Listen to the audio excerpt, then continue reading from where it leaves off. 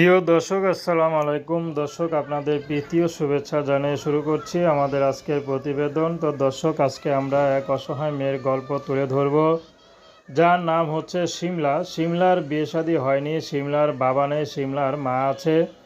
তো শিমলার বাবার আগে দোকান ছিল, লাইভ বেকারির দোকান। তো শিমলার বাবাটা চলে যায় বিয়ে করে, তাদের আর কোনো খোঁজখবর নেয় না, দোকানটাও বিক্রি করে দেয়। তো শিমলারা খুবই কষ্টে পড়ে যায়। তো এখন শিমলা ইউটিউবে এসেছে বিয়ে শাদির জন্য।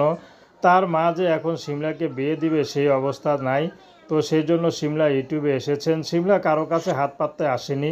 শিমলা চাচ্ছে ভালো একটা জীবনসঙ্গী, যে নাকি তাকে সারা জীবন তার পাশে থাকবে, তাকে কখনো কষ্ট দিবে না, তার বাবার মতো তাকে ছেড়ে যাবে না।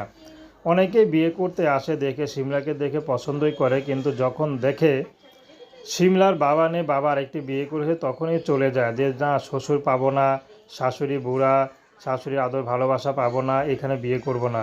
তো শিমলার একটি কথা, যে নাকি শ্বশুর শাশুড়ি না, শুধু স্ত্রীর ভালোবাসা চাহিদা চায়, যে না স্ত্রীর চাহিদা পূরণ করলেই হবে, শিমলা তার ঘরে যাবে, তার ঘরে বউ বাচ্চা থাকুক আর বয়স্ক হোক, সমস্যা নেই, শিমলা তার সাথে যাবে, তাকেই বিয়ে শাদী করবে।